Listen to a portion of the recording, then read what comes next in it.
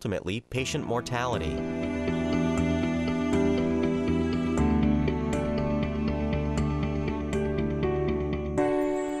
Dialysis patients routinely take numerous medications to manage their ESRD as well as other related conditions.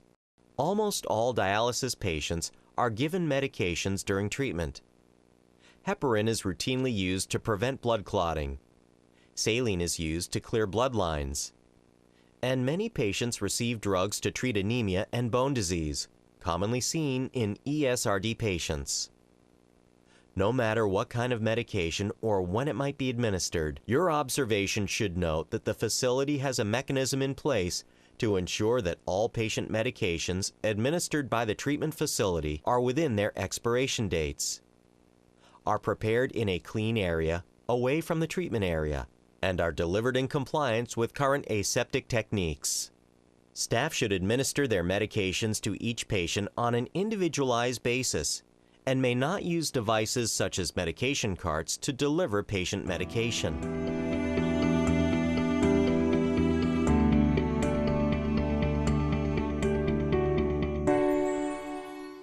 Infection control are those efforts employed to ensure that patients are protected from nosocomial infections, infections related to the healthcare environment or the healthcare worker. Conducting a survey of a CMS-certified ESRD facility includes observing for the effective use of infection control procedures to minimize the exposure of patients and staff to potential sources of infection. Policies and procedures you will survey include monitoring, activities for water treatment, dialyzer preparation and reuse, prevention of bacterial contamination, and precautions against the transmission of blood-borne and other infectious diseases from one patient to another, or between patients and treatment center staff.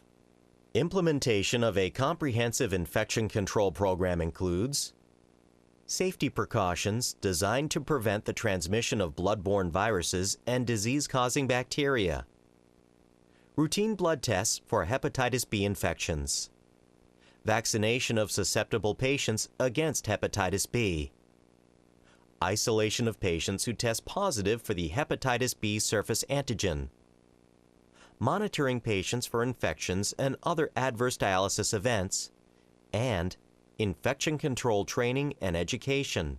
When surveying a facility that has properly implemented precautions for infection control, you will observe the consistent practice of standard precautions taken by staff in recognition of the need to assume that all patients are infectious, as well as precautions designed to prevent the transmission of blood-borne viruses and pathogenic bacteria between patients.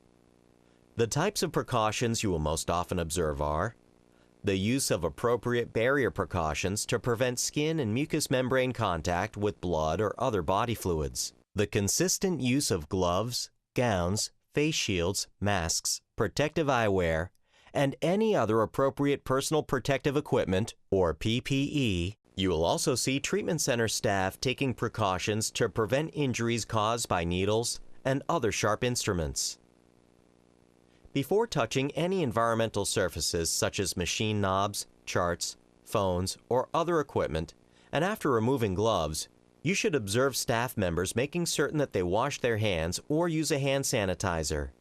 To be in compliance with federal regulations, the center will also prohibit staff members from eating, smoking, applying cosmetics, or handling contact lenses while they're in the patient treatment area.